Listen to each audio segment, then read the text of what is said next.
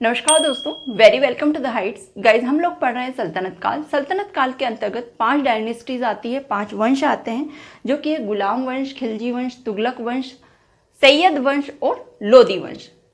गुलाम वंश, खिलजी वंश, तुगलक वंश और सैयद वंश को हम डिस्कस कर चुके हैं। आज के इस लेक्चर में सल्तनत काल का 5वां वंश और अंतिम वंश, अंतिम डायनेस्टी जो कि है लोदी वंश, इसे पढ़ने वाले हैं। काफ़ी इंटरेस्टिंग लेक्चर होने वाला है। सो अपना कॉपी पेन उठा लीजिए, नोट डाउन करना स्टार्ट कर दीजिए। बिना किसी देरी के लेक्चर को स्टार्ट करने वाले हैं। हेडिंग डाल लीजिए लोदी वंश, लोदी डायनेस्टी। जैसा कि मैंने आपको बता ही दिया, सल्तनत काल में 5 डायनेस्टी है, जिनमें 5वीं डायनेस्टी है लोदी वंश और ये सल्तनत काल की अंतिम डायनेस्टी है, सल्तनत काल का अंतिम वंश है। लोदी वंश के शासनकाल को देख लेते हैं, क्योंकि शासनकाल काफ़ी इंपॉर्टेंट है। मैंने जितनी भी बार आपको सल्तनत काल की डायनेस्टीज पढ़ाई है, मैंने कहा है कि सभी का शासनकाल जो टाइम पीरियड है, कब से कब तक इन वंशों के शासकों ने भारतीय भूभागों पर शासन किया है, मोस्ट इंपॉर्टेंट है। मोस्ट इंपॉर्टेंट लिख कर इस पॉइंट को लिख लीजिए। एक ट्रिक का वीडियो भी शेयर किया है मैंने, तो उस वीडियो को देख लीजिएगा। उसमें आप सल्तनत काल के जितने भी वंश हैं, उनके नाम, उनके क्रम, साथ ही साथ शासनकाल को भी डिस्कस किया गया है, ताकि आपको अच्छे से याद हो सके वो। तो देख लेते हैं शासनकाल क्या है। तो लोदी वंश के शासकों ने भारतीय भूभाग पर 1451 ईस्वी से 1526 ईस्वी तक शासन किया है। कब से कब तक किया है? 1451 ईस्वी से 1526 ईस्वी तक लोदी वंश के शासकों के द्वारा भारतीय भूभाग पर शासन किया गया है। 1526 ईस्वी ये सल्तनत काल का अंतिम समय है। 1526 क्योंकि यहीं से लोदी वंश भी फिनिश हो रहा है, लोदी वंश खत्म हो रहा है, तो सल्तनत काल का भी ये अंतिम समय होगा। यदि पर्टिकुलर दोस्तों सल्तनत काल का टाइम पीरियड पूछ लिया जाए कि सल्तनत काल कब से कब तक चला, तो गुलाम वंश की स्थापना कब हुई थी? 1206 ईस्वी में। तो सल्तनत काल की शुरुआत गुलाम वंश से ही हुई। तो 1206 ईस्वी से अंतिम वंश कौन सा है? लोदी वंश है सल्तनत काल का, जो कब खत्म हो रहा है? 1526 ईस्वी में। अर्थात सल्तनत काल का टाइम पीरियड या शासन काल का समय यदि देखा जाए सभी 5 वंशों को मिला के, तो 1206 ईस्वी से 1526 ईस्वी तक सल्तनत काल का टाइम पीरियड चलता है। तो ये भी नोट डाउन कर लेना। जब आपने स्टार्टिंग में पढ़ा होगा सल्तनत काल लिखा होगा ना, दिल्ली सल्तनत काल, तो वहां पे ब्रैकेट में लिख लीजिए आप कि 1206 ईस्वी से 1526 ईस्वी तक सल्तनत काल चलता है। तो आइए, टाइम पीरियड की बात हो गई है। लोदी वंश के 1451 ईस्वी से 1526 ईस्वी, लगभग 75 ईयर्स तक इन्होंने भारतीय भूभाग पर शासन किया है, लोदी वंश के शासकों ने। वर्षों की संख्या भी लिख लेंगे।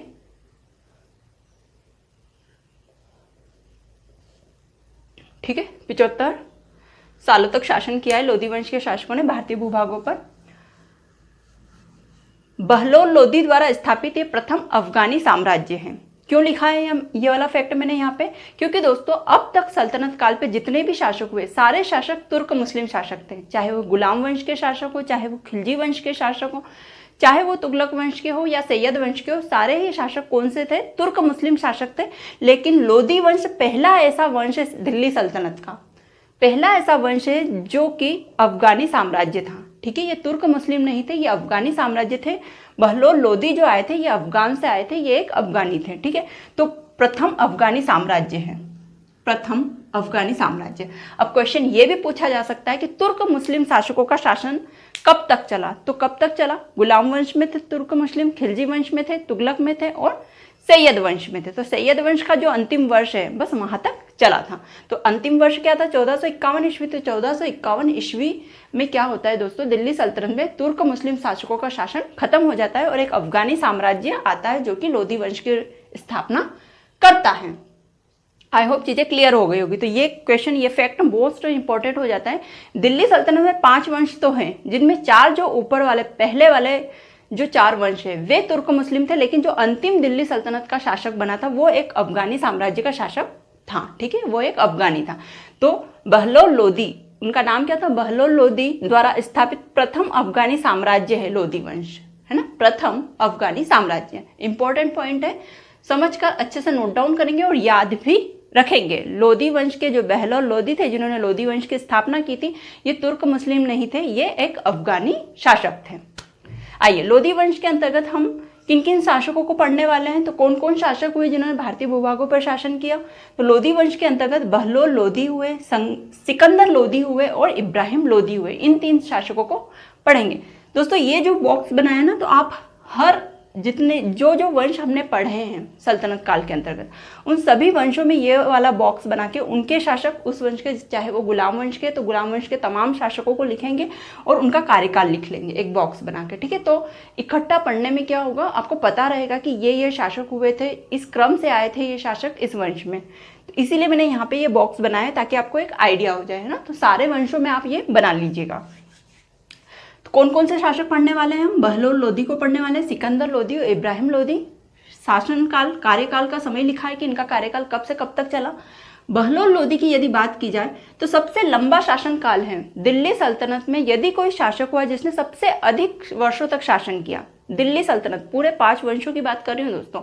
लोदी वंश में तो है ही इनका कार्यकाल सबसे लंबा, लेकिन पूरी दिल्ली सल्तनत में जितने भी वंश आए, इन 5 वंशों में यदि पर्टिकुलर शासकों की बात की जाए, मैं वंश की बात नहीं करूँगी किस वंश का लंबा शासनकाल चला था, मैं सभी वंशों के शासकों की, किसी शासक ने 20 वर्षों तक शासन किया, किसी ने 30 वर्षों तक किया, है ना। लेकिन बहलोल लोदी का जो शासनकाल का समय है, जो कार्यकाल का समय है, वो सबसे लंबा समय है दिल्ली सल्तनत का। तो यदि पूछा जाए कि दिल्ली सल्तनत में वो कौन सा शासक था जिसने सबसे लंबे समय तक सल्तनत काल में शासन किया, तो वो है बहलोल लोदी। इन्होंने लगभग 38 वर्षों तक शासन किया है, ठीक है। सल्तनत काल में इन्होंने लगभग, दिल्ली सल्तनत काल में 38 वर्षों तक शासन किया है। किसने? बहलोल लोदी ने। तो ये भी मोस्ट इंपॉर्टेंट पॉइंट हो जाता है, तो लिख लीजिएगा आप। जब हम बहलोल लोदी पढ़ेंगे तो इस पॉइंट को आप जरूर से लिखिएगा। तो 1451 ईस्वी से 1489 ईस्वी तक बहलोल लोदी का शासन चलता है। उसके बाद आते हैं बहलोल लोदी के पुत्र सिकंदर लोदी, जिनका शासनकाल चलता है 1489 ईस्वी से 1517 ईस्वी तक, ठीक है। और इब्राहिम लोदी, लोदी वंश के अंतिम शासक, सल्तनत काल के अंतिम शासक कह सकते हैं। 1517 ईस्वी से 1526 ईस्वी तक इनका भी शासन चलता है, इब्राहिम लोदी का, ठीक है। अब सबसे पहले बहलोल लोदी, जो कि लोदी वंश के संस्थापक हुए, फाउंडर हुए, उन्हें डिस्कस करते हैं। उनके बारे में क्या क्या इंपॉर्टेंट फैक्ट है वो पढ़ लेते हैं। बहलोल लोदी, अभी हमने देखा इनके कार्यकाल का समय क्या था, 1451 ईस्वी से 1489 ईस्वी। अब दोस्तों मैं बार बार इन कार्यकाल पे इसलिए जोर दे रही हूँ क्योंकि बार बार पढ़ने से क्या होता है, चीज़ें याद हो जाती हैं, है ना। इसीलिए मैंने यहाँ पे बार बार लिखा। तो आप भी लिखेंगे ये चीज़ें, चाहे आपने लिख ली है एक बार, लेकिन दोबारा भी लिखेंगे, ताकि बार बार लिखने से क्या होगा, माइंड में ये चीज़ें याद रह जाएगी। बहलोल लोदी, जिसका कार्यकाल चला 1451 ईस्वी से 1490 ईस्वी, जो कि सबसे लंबा शासनकाल है दिल्ली सल्तनत के शासकों में। लोदी वंश के संस्थापक बहलोल लोदी हुए। ये एक अफगानी शासक थे। बहलोल लोदी अफगान से आए थे, एक अफगानी शासक थे, और अफगानी शासक होने के नाते ये शाहूखेल शाखा से संबंधित थे। एक अफगानी शाखा है जिसका नाम है शाहूखेल शाखा, नाम लिखेंगे शाखा का, शाहूखेल शाखा, इससे संबंधित थे बहलोल लोदी। तो क्या थे बहलोल लोदी? एक तो फाउंडर थे लोदी वंश के, दिल्ली सल्तनत में इन्होंने लोदी वंश की स्थापना की थी। एक अफगानी शासक थे और शाहूखेल शाखा से संबंधित थे, ठीक है। कौन से शाखा से संबंधित थे? शाहूखेल शाखा से संबंधित थे।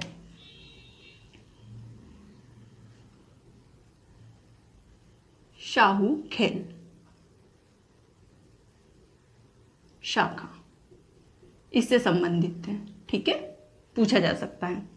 दिल्ली सल्तनत के सभी शासकों में सर्वाधिक 38 वर्षों तक बहलोल लोदी का शासन चलता है। कितने वर्षों तक? 38 वर्षों तक। और दिल्ली सल्तनत वंश की बात मैं नहीं कर रही हूँ, आप पूरा ध्यान से सुनेंगे क्या बोला जा रहा है यहाँ पे। दिल्ली सल्तनत के सभी शासकों से सर्वाधिक 38 वर्षों तक इन्होंने शासन किया है, ठीक है, शासकों की बात हो रही। नहीं तो आप ऐसा ना करें कि लोदी वंश का सबसे लंबा शासनकाल चला क्योंकि बहलोल लोदी वंश से बिलोंग करते थे, ऐसा नहीं। सबसे लंबा शासनकाल तुगलक वंश का चला है। उसके बाद में यदि शासकों की बात की जाए, कि सबसे लंबा शासनकाल किस शासक ने किया, जैसे गुलाम वंश के कुतुबुद्दीन ऐबक ने कितने वर्षों तक किया, भाई किसी ने 20 वर्षों तक किया, किसी ने 25 वर्षों तक किया। ऐसे करते हुए यदि शासकों की बात देखी जाए तो बहलोल लोदी ने सबसे लंबा शासनकाल किया है 38 वर्षों का। आई होप चीज़ें क्लियर हो गई होंगी, और नहीं हुई है तो कमेंट बॉक्स में कमेंट करके पूछिए, इसे क्लियर किया जाएगा। वैसे हो गया होगा क्लियर आपके माइंड में कि किस चीज़ पर यहाँ पे बात हो रही है, ठीक है, शासकों की बात हो रही है। 38 वर्षों तक शासन किया। बहलोल लोदी ने अपने शासनकाल के समय कुछ सिक्के निकाले थे जिसे बहलोल सिक्के कहा जाता था, ठीक है। कुछ सिक्कों का निर्माण करवाया था बहलोल लोदी ने। उन सिक्कों को बहलोल सिक्के कहा जाता था। दोस्तों ये चांदी के सिक्के हुआ करते थे और ये इतने प्रचलित हुए थे बहलोल सिक्के कि ये मुगल शासक अकबर के समय तक विनिमय का साधन बने हुए थे। ठीक है, तब तक चलते थे ये बहलोल सिक्के, तो इतने प्रचलन में आए थे। तो इनका प्रचलन किसने करवाया था? इनका प्रचलन करवाया था बहलोल सिक्कों का नाम से ही पता चल रहा है, बहलोल लोदी ने करवाया था। और कब बने थे ये? लोदी वंश के शासक बहलोल लोदी के समय बने थे और लोदी वंश में बने थे ये सिक्के। और कब तक चले थे? तो ये मुगल शासक अकबर, जब हम पढ़ेंगे ना, तो उनके वहां पर भी ये विनिमय का इनका प्रचलन था, इनका उपयोग होता था बहलोल सिक्कों का। लोदी वंश के शासक बहलोल लोदी अपने सरदारों को मकसद ए अली कहकर बुलाते थे। क्या कहते थे सरदारों को? मकसद ए अली। सरदार मतलब इनके अधीनस्थ जो कर्मचारी कार्य करते थे ना, उन्हीं को सरदार कहा करते थे ये। और दोस्तों मैं बता दूं, बहलोल लोदी ने जब लोदी वंश की स्थापना की थी सल्तनत काल में, तो अपने दरबार में जो उच्च पद थे वहां पर अपने संबंधित जो अफगानी भाई थे उन्होंने वो पद दे दिए थे। तो दरबार में जितने भी अधीनस्थ कर्मचारी थे, जो प्रमुख थे, वे सारे अफगानी हुआ करते थे। तो उन्हें क्या कहते थे? ये कहते थे मकसद ए अली कहकर पुकारते थे। और ये इतने डाउन टू अर्थ थे। कहा जाता है बहलोल लोदी के बारे में कि जो भी अपने अधीनस्थ कर्मचारी थे उनके साथ में जब भी बैठक करते थे, तो ऐसा नहीं कि सिंहासन पर बैठते थे और वो लोग नीचे बैठते थे, बाकायदा चटाई बिछा के या दरी बिछा के उनके साथ में बैठते थे और जो भी मसले होते थे उन्हें साथ में मिलकर सॉल्व किया करते थे। ये चीजें हुआ करती थी उस समय पे, ऐसा कहा जाता है बहलोल लोदी के बारे में।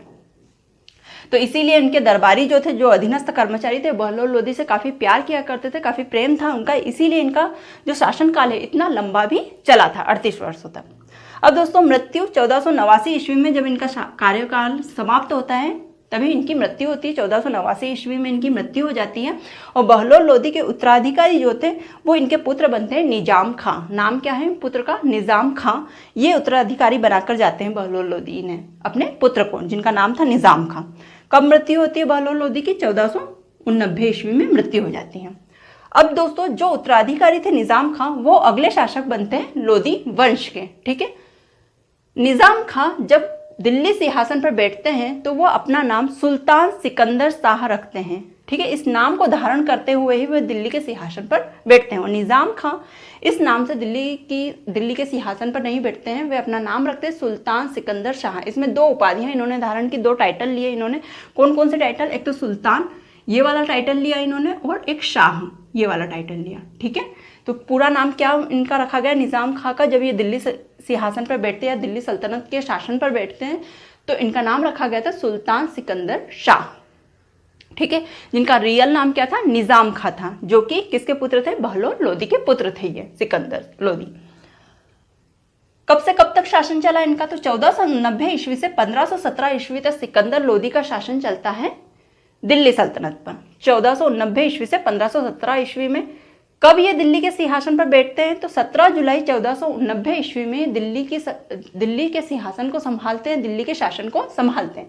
डेट नोट डाउन करेंगे, 17 जुलाई 1489 ईस्वी। ठीक है, 17 जुलाई 1489 ईस्वी में सुल्तान सिकंदर शाह की उपाधि के साथ दिल्ली सिंहासन पर बैठते हैं।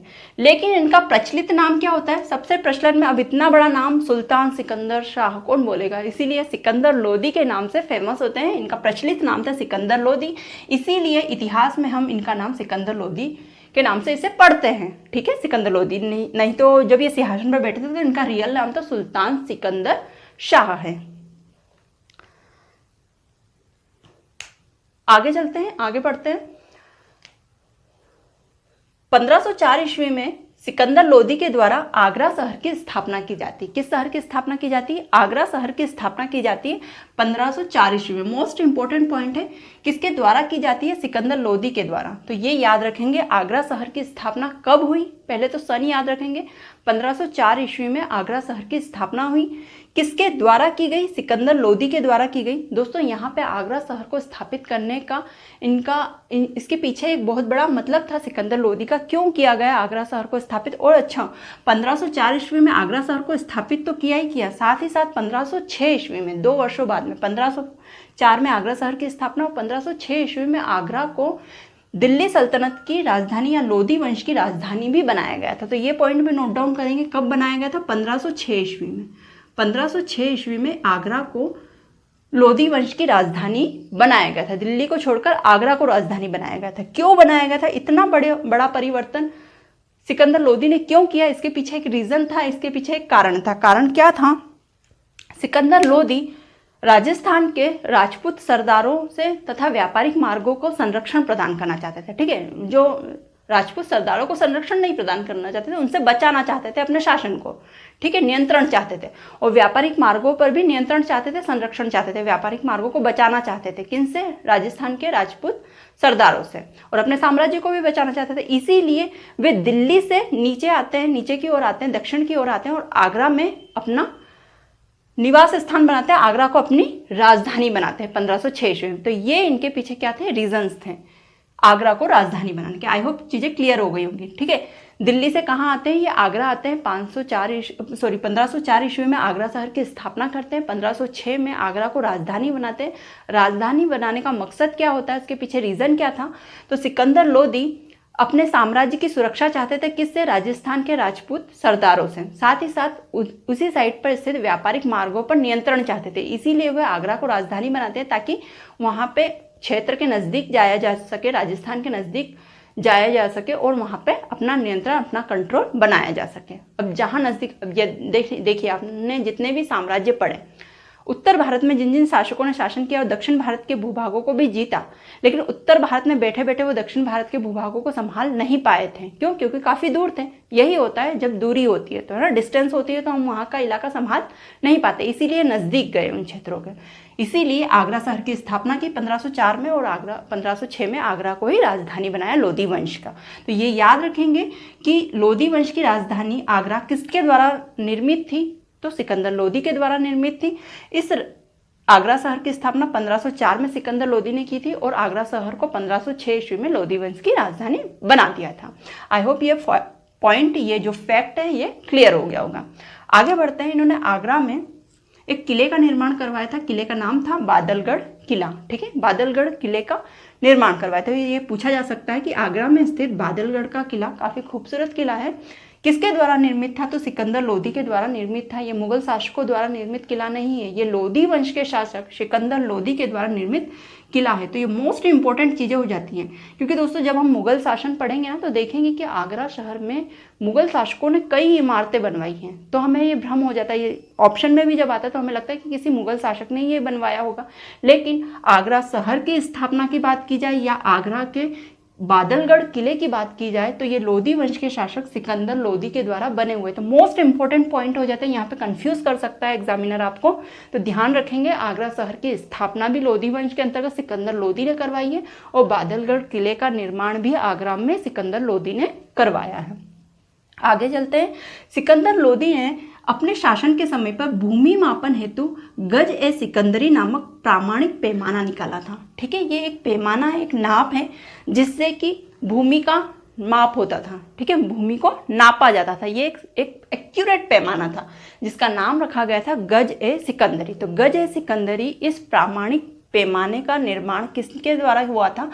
सिकंदर लोधी के द्वारा करवाया गया था, और इस प्रामाणिक पैमाने से भूमि का मापन होता था। दोस्तों क्या होता था? सिकंदर लोधी के समय पे जब राजस्व वसूला जाता था कृषकों से, ठीक है, तो गजे सिकंदरी, इसी पैमाने के माध्यम से भूमि का नाप लिया जाता था। जो भी कृषक होता था, उसकी जो भूमि होती थी, कृषि भूमि, उसका नाप लिया जाता था, और उसके आधार पर अंदाजा लगाया जाता था कि कितनी उपज यहाँ से निकल सकती है। तो उसी भूमि के आधार पर, भूमि के मापन के आधार पर ही उस पर टैक्स लगाया जाता था कि इसके पास इतनी भूमि है तो इस पर इतना टैक्स लगाना चाहिए, क्योंकि इतनी उपज इसकी हो सकती है, इतना प्रोडक्शन हो सकता है। एक निश्चित कर अदायगी नहीं बनाई थी। पहले क्या चलता था कि 10वां भाग उपज का, 10वां भाग उपज का, 20वां भाग, या जो भी है ना, 3/4 भाग उपज का, ऐसे चलता था। लेकिन सिकंदर लोधी ने भूमि का मापन करवाया, और जिसके पास ज़्यादा भूमि थी उससे ज़्यादा टैक्स, कम भूमि हो तो कम टैक्स, ऐसा नियम लागू करवाया था। किसके माध्यम से? गजे सिकंदरी के माध्यम से भूमि का मापन करते थे। ये एक प्रामाणिक पैमाना था, और फिर उसके आधार पर राजस्व वसूला जाता था कृषकों से। आई होप चीज़ें क्लियर हो गई। तो ये एक अच्छी चीज़ थी मेरे हिसाब से, क्योंकि पहले क्या होता था, पहले यदि वो गरीब है तो भी उसको उतना ही देना है, अमीर है तो भी उसको उतना ही देना है। लेकिन ये चीज़ें सही थी यदि टैक्स लिया जाता था तो कि भूमि का मापन, जिसके पास अधिक भूमि तो उसे थोड़ा सा अधिक टैक्स देना पड़ता था, और जिसके पास कम भूमि है उसे थोड़ा सा कम देना पड़ता था उसके मुकाबले, जो अमीर है उसके मुकाबले। तो ये चीज़ सही थी, है ना, गजे सिकंदरी। तो ये याद रखेंगे, पूछा जा सकता है गजे सिकंदरी क्या है। तो एक प्रामाणिक पैमाना जिसके द्वारा भूमि का मापन किया जाता है, और इसका आविष्कार कब किया गया था? सिकंदर लोदी के शासनकाल के समय किया गया था। तो किसने करवाया था गजे सिकंदरी का निर्माण? सिकंदर लोदी के द्वारा। आई होप चीज़ें क्लियर हो गई होंगी। आगे बढ़ते हैं अगले फैक्ट की ओर। लाइट चले गई है लेकिन फिर भी पढ़ते हैं दोस्तों। सिकंदर लोदी, इन्होंने मुहर्रम और ताजिया जैसी त्यौहार और प्रथाओं को बंद करवाया था, प्रतिबंध करवा दिया था। ठीक है, ये मुस्लिम त्यौहार है, मुहर्रम और ताजिया, इन पर प्रतिबंध लगवा दिया था सिकंदर लोदी ने। साथ ही साथ महिलाओं को दरगाह, पीर या किसी संत के पास जाना भी प्रतिबंधित, प्रोहिबिट करवा दिया था। ठीक है, इनसे रोक दिया था। कोई भी महिला किसी भी दरगाह या किसी भी पीर के पास, किसी भी संत के पास नहीं जाती थी। ये इन्होंने प्रतिबंध लगवा दिया था महिलाओं पे कि महिलाएं नहीं जाएंगी। और साथ ही साथ मुहर्रम और ताजिया जैसे जो त्यौहार है, जो प्रथाएं हैं, उन्हें भी बंद करवा दिया था। तो ये पूछा जा सकता है, मोस्ट इंपॉर्टेंट है, किसने करवाया था? मुहर्रम और ताजिया पर प्रतिबंध लगवाया था तो सिकंदर लोदी के द्वारा लगवाया गया था। सिकंदर लोदी काफ़ी पढ़ा लिखा और फारसी भाषा का जानकार व्यक्ति था ना, फारसी भाषा बहुत अच्छे से जानता था और कई कविताओं की रचना भी की थी। इसने गुलरुखी शीर्षक के नाम से कई कविताओं की रचना की थी। किस नाम से? गुलरुखी शीर्षक के नाम से कई कविताओं की रचनाएं भी की थी। किसने की थी? सिकंदर लोदी ने। फारसी भाषा का जानकार था और कृति गुलरुखी शीर्षक से इसने कई कविताओं को लिखा था। किसने? सिकंदर लोदी। स्वयं सिकंदर लोदी ने कविताएं लिखी थी, है ना। एक रचनाकार थे, कृतियां लिखा करते थे, अच्छी अच्छी कविताएं लिखा करते थे और उनकी कविताओं का शीर्षक क्या हुआ करता था? गुलरुखी। मोस्ट इंपॉर्टेंट है, ये पूछा जाता है, कई बार पूछा भी गया है, इसलिए मोस्ट इंपॉर्टेंट लिखेंगे गुलरुखी। इन्होंने आयुर्वेद ग्रंथ का फारसी अनुवाद करवाया था। जो भारत का ग्रंथ है आयुर्वेद जो है उसका फारसी अनुवाद करवाया था और उसका नाम दिया था फरहंगे सिकंदरी। क्या नाम दिया था? फरहंगे सिकंदरी। तो ये पॉइंट भी काफ़ी इंपॉर्टेंट है। आयुर्वेद ग्रंथ का फारसी अनुवाद किसने करवाया था? आयुर्वेद ग्रंथ है ना, जिसमें चिकित्सा शास्त्र आता है। तो आयुर्वेद ग्रंथ का फारसी अनुवाद सिकंदर लोदी ने करवाया था, जो कि लोदी वंश से बिलोंग करते थे। और इस आयुर्वेद ग्रंथ जिसका फारसी अनुवाद करवाया था, वो जो ग्रंथ लिखा था फारसी भाषा में, उसका नाम रखा गया था फरहंगे सिकंदरी। कह सकते हैं कि आयुर्वेद ग्रंथ जब फारसी भाषा में लिखा गया तो उस फारसी आयुर्वेदिक ग्रंथ का नाम रखा गया फरहंगे सिकंदरी। फरहंगे सिकंदरी। ठीक है, आई होप चीज़ें क्लियर हो गई होंगी। आगे चलते हैं। ज्वालामुखी मंदिर। दोस्तों, नगरकोट में ज्वालामुखी मंदिर स्थापित है। उसकी मूर्ति को तुड़वा कर उसकी मूर्ति के टुकड़ों को कसाईयों को बेच दिया गया था मांस तोलने के लिए। ठीक है, किसके शासनकाल में हुआ था? सिकंदर लोदी के शासनकाल में हुआ था। इससे प्रतीत होता है कि ये हिंदू धर्म का कट्टर विरोधी था, क्योंकि इन्होंने नगरकोट के ज्वालामुखी मंदिर, जो कि एक हिंदू मंदिर है, उसकी मूर्ति को तुड़वा दिया था और कसाईयों को बेच दिया था उनके टुकड़ों को मूर्ति के टुकड़ों को मांस को तोलने के लिए। ऐसा कुकृत्य किया था इन्होंने, सिकंदर लोदी ने। ठीक है, मतलब इससे क्या प्रतीत होता है, ये पॉइंट, ये फैक्ट क्यों लिखा गया है? ये फैक्ट ये बताता है कि सिकंदर लोदी जो थे वो हिंदू धर्म के कट्टर दुश्मन हुआ करते थे, कट्टर विरोधी थे। 1517 ईस्वी में सिकंदर लोदी की मृत्यु हो जाती है। कब होती है? जब इनका शासनकाल 1517 में मृत्यु होती है। शासनकाल, कार्यकाल भी इनका समाप्त हो जाता है। गले की बीमारी हो गई थी, इस वजह से इनकी मृत्यु हो जाती है 1517 ईस्वी में। आगे चलते हैं। मोठ मस्जिद का निर्माण दिल्ली में किया गया है। दोस्तों, ये मोठ मस्जिद जो है ये दिल्ली में स्थित है। काफ़ी सुंदर, काफ़ी अच्छी बनी हुई मस्जिद है। इसका निर्माण लोदी वंश के शासक सिकंदर लोदी के शासनकाल के समय इसके वजीर मियाँ भुआ ने करवाया था। मोठ मस्जिद का निर्माण दिल्ली में स्थित है, ये मस्जिद है ना, लिखेंगे ये भी। कहाँ पे स्थित है? दिल्ली में। मोठ मस्जिद जो कि दिल्ली में स्थित है और इसका निर्माण किसने करवाया था? सिकंदर लोदी के दरबार में उनके वजीर जो थे, जिनका नाम था मियाँ भुआ, इन्होंने करवाया था। मियाँ भुआ।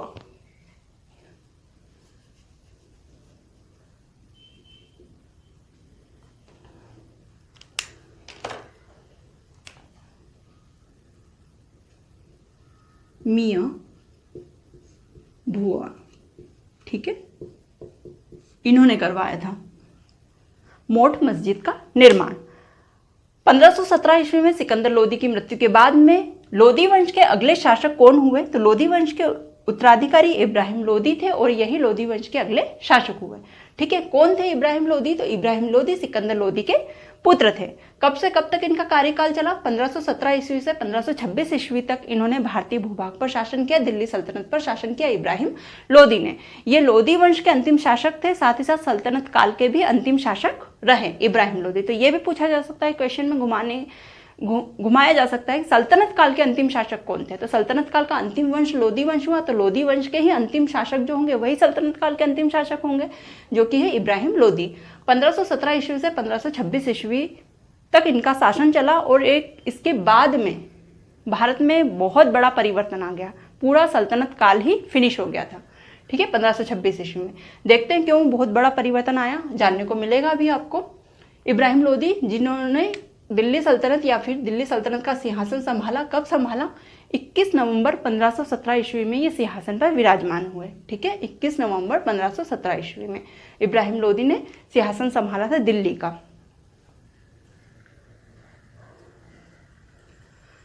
उपाधि, तो इन्होंने शाह की उपाधि ली, इसीलिए इनका जब ये सिंहासन पर बैठे तो इनका नाम था इब्राहिम शाह। शाह एक उपाधि होती थी दोस्तों, जो कि ये सुल्तान लोग लिया करते थे, है ना, सम्मान का एक पद था जो सम्माननीय था, इसीलिए उपाधि के रूप में इसे धारण करते थे। वरना इनका जो उपनाम था वो तो लोदी था, लोदी वंश चल रहा है तो इब्राहिम लोदी जैसे सिकंदर लोदी। लेकिन ये शाह क्या है? ये उपाधि है, ये उपाधि धारण किया करते थे जब ये सुल्तान बनते थे, इसीलिए उपाधि इन्होंने धारण की थी शाह।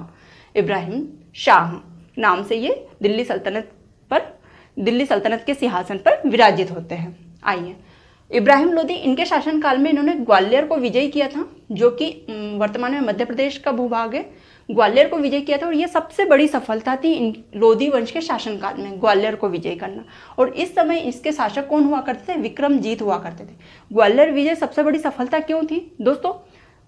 जो लोदी वंश के शासक थे ये दक्षिण की ओर बढ़ना चाहते थे। ठीक है, दक्षिणी भूभागों को जीतना चाहते थे, तो क्रम से जाएंगे नीचे नीचे, है ना। तो सबसे पहला टारगेट था इनका ग्वालियर को विजय करना, जो कि इब्राहिम लोदी के जो पूर्वज हुए, जो कि बहलोल लोदी हुए, सिकंदर लोदी हुए, इनका भी एक सपना था। ये भी कभी भी ग्वालियर को विजय नहीं कर पाए थे, लेकिन इब्राहिम लोदी ने ग्वालियर विजय किया और ये सबसे बड़ी सफलता रही लोदी वंश की। सिकंदर लोदी ने भी काफ़ी हाथ पैर मारे ग्वालियर को विजय करने के लिए, बहलोल लोदी ने भी काफ़ी कोशिशें की, लेकिन ये सफल नहीं हो पाए। सफल कौन हुआ? इब्राहिम लोदी सफल होते हैं और ग्वालियर को विजय करते हैं। और उस समय तात्कालिक शासक कौन थे ग्वालियर के? विक्रमजीत हुआ करते थे, उनका नाम था विक्रमजीत। अब इब्राहिम लोदी के शासनकाल में दो महत्वपूर्ण युद्ध हुए, जिन्हें याद भी रखना है आपको, उनके सन भी याद रखना है और किनके मध्य हुआ था, ये चीजें भी आपको याद रखना है। तो कौन कौन से दो युद्ध थे? वो युद्ध थे खतौली का युद्ध और एक पानीपत का युद्ध। ये दो युद्ध अभी हम पढ़ेंगे, जो कि मोस्ट इंपॉर्टेंट है। यदि लोदी वंश से क्वेश्चन आता है तो मोस्ट चांसेस है कि खतौली का युद्ध, इसका साल पूछा जा सकता है, किनके मध्य हुआ इसके बारे में पूछा जा सकता है। पानीपत का युद्ध मोस्ट इंपॉर्टेंट, सभी को पता होगा पानीपत के युद्ध, चाहे डेट याद ना हो, लेकिन पानीपत का युद्ध, ये वर्ड, ये शब्द सभी ने सुन रखा होगा। जनरली भाषाओं में भी कभी कोई लड़ाई होती तो बोल देते अरे वहां पे पानीपत का युद्ध छिड़ गया, है ना।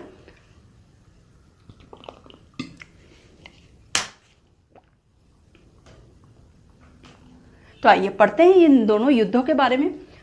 तो दोस्तों, खतौली का युद्ध 1518 ईस्वी में हुआ था। किनके मध्य हुआ था? तो इब्राहिम लोदी और राणा सांगा के मध्य होता है ये युद्ध, खतौली का युद्ध। ठीक है, किनके मध्य होता है? इब्राहिम लोदी, जो कि लोदी वंश के शासक थे, और राणा सांगा, जो कि मेवाड़ के शासक थे। ठीक है, कहाँ के शासक थे? मेवाड़ के शासक। अब इब्राहिम लोदी का युद्ध राणा सांगा के साथ क्यों हुआ? क्या रीजन था, क्या कारण था इसके पीछे? तो दोस्तों, इब्राहिम लोदी मालवा का जो क्षेत्र है, मालवा का जो भूभाग है, वो जीतना चाहता था। ठीक है, इब्राहिम लोदी की नज़र किस पे थी? मालवा के भूभाग पे थी। और ये मालवा का भूभाग किसके संरक्षण में आता था? तो मेवाड़ के शासक राणा सांगा के संरक्षण में आता था, जो कि इब्राहिम लोदी उस क्षेत्र को जीतना चाहता था। तो राणा सांगा ने उनका विरोध किया और उनसे युद्ध किया फलस्वरूप। अब इस युद्ध का नतीजा क्या होता है? तो इस युद्ध में इब्राहिम लोदी बुरी तरीके से पराजित हो जाता है। ठीक है, इब्राहिम लोदी की हार होती है, राणा सांगा यहाँ पर जीतते हैं। तो इब्राहिम लोदी की पराजय होती है इस युद्ध में, ये याद रखें, खतौली के युद्ध में। और कब हुआ था खतौली का युद्ध? खतौली का युद्ध 1518 ईस्वी में हुआ था। खतौली का युद्ध इब्राहिम लोदी राणा सांगा के मध्य मालवा को लेकर हुआ था, है ना। और राणा सांगा ने मालवा, चूंकि किसके संरक्षण में आता था? मेवाड़ के शासक राणा सांगा के संरक्षण में आता था, इसीलिए ये युद्ध हुआ था जिसमें इब्राहिम लोदी की बहुत बुरी तरीके से हार होती है, पराजय होती है खतौली के युद्ध में। ठीक है, आगे चलते हैं। 1526 ईस्वी में एक बहुत बड़ा, है ना, भारत का एक बहुत बड़ा युद्ध होने वाला था जिसका नाम है पानीपत का युद्ध, जो कि सल्तनत काल को पूरी तरीके से तहस नहस करने वाला था। पानीपत का युद्ध 21 अप्रैल 1526 ईस्वी में हुआ। डेट सहित याद रखेंगे, मोस्ट इंपॉर्टेंट है, कई बार ये क्वेश्चन पूछा जाता है। पानीपत का 3 युद्ध हुए थे, प्रथम द्वितीय तृतीय, क्रमबद्ध रूप से हम पढ़ेंगे उन्हें भी, लेकिन ये पानीपत का प्रथम युद्ध है। इसकी डेट याद रखेंगे 21 अप्रैल 1526 ईस्वी। ठीक है, 21 अप्रैल 1526 ईस्वी में पानीपत का युद्ध हुआ था और ये युद्ध इतना निर्णायक युद्ध था कि इसने सल्तनत काल को पूरी तरीके से खत्म कर दिया था, सल्तनत काल का अंत कर दिया था, लोदी वंश का अंत हुआ, साथ ही साथ सल्तनत काल भी खत्म हो गया। डेट याद रखेंगे 21 अप्रैल 1526 ईस्वी। किसके मध्य हुआ था? तो इब्राहिम लोदी और बाबर के मध्य ये युद्ध लड़ा गया था। इब्राहिम लोदी और बाबर के मध्य ये युद्ध लड़ा गया था। बाबर कौन था? पहली बार नाम सुन रहे हैं बाबर का, काफ़ी फेमस शासक है, नाम तो सुना होगा आपने, लेकिन बाबर कौन है इसके बारे में देख लेते थोड़ा सा। जब हम आगे पढ़ेंगे बाबर के बारे में तो विस्तृत रूप से जानकारी प्राप्त करेंगे। बाबर तैमूरलंग, ठीक है, कौन? तैमूरलंग का वंशज था बाबर। किसका वंशज था? तैमूरलंग का, है ना, तैमूर वंश से बिलोंग करता था। तैमूर वही मध्य एशियाई शासक तैमूरलंग, है ना, याद आ गया होगा आपने, और नहीं आया तो पिछले लेक्चर्स देखिए, सारी स्टोरी आपको समझ में आ जाएगी। तो तैमूर वंश से बिलोंग करते थे बाबर। यही वो बाबर है जो आगे चलकर भारतीय भूभाग पर मुगल वंश की स्थापना करेंगे, मुगल शासन का परचम लहराएंगे बाबर। इसीलिए मोस्ट इंपॉर्टेंट है पानीपत का युद्ध, और ये बाबर भी काफ़ी इंपॉर्टेंट है, इनके बारे में पढ़ेंगे हम आगे। तो इब्राहिम लोदी और बाबर के मध्य हुआ था युद्ध। ये युद्ध बहुत भयानक युद्ध था। इसमें इब्राहिम लोदी के भी सुयोग्य जो अफगानी सेनानायक थे वो शामिल हुए थे। इन्होंने भी बहुत बहादुरी से युद्ध लड़ा। बाबर एक सफल योद्धा थे, सुयोग्य योद्धा थे। इनकी एक जो युद्ध नीति थी वो भी काफ़ी अच्छी युद्ध नीति थी, एक सुयोग्य और सुलझी हुई युद्ध नीति थी। एक अच्छे नेतृत्व करता थे बाबर, और साथ ही साथ इनके पास जो अस्त्र शस्त्र थे वे भी काफ़ी आधुनिक थे। इस युद्ध में तोपखानों का भी उपयोग हुआ था, तोपों का उपयोग हुआ था इस युद्ध में। इसीलिए इस युद्ध में किसकी विजय होती है? बाबर की विजय होती है, और इब्राहिम लोदी इस युद्ध को हार जाते हैं। और पानीपत के इस युद्ध में ही इब्राहिम लोदी की हत्या हो जाती है, इब्राहिम लोदी की मृत्यु हो जाती है। तो इब्राहिम लोदी इस युद्ध में मारा गया था। बाबर विजयी होते हैं पानीपत के युद्ध में, इब्राहिम लोदी युद्ध में मारे जाते हैं, और इसी तरीके से 1526 ईस्वी में लोदी वंश का अंत हो जाता है, लोदी वंश खत्म हो जाता है, समाप्त हो जाता है, साथ ही साथ सल्तनत काल भी समाप्त हो जाता है। आई होप चीज़ें बहुत अच्छे से समझ में आई होगी, क्लियर हो गई होगी। काफ़ी फेमस है दोनों ही युद्ध, खतौली का युद्ध और पानीपत का युद्ध, जिसमें पानीपत का युद्ध तो मोस्ट इंपॉर्टेंट है, कई बार ये डेट पूछी गई है। 21 अप्रैल 1526 ईस्वी इब्राहिम लोदी और बाबर के मध्य हुआ था, जिसमें बाबर जीतते हैं, इब्राहिम लोदी की हार होती है।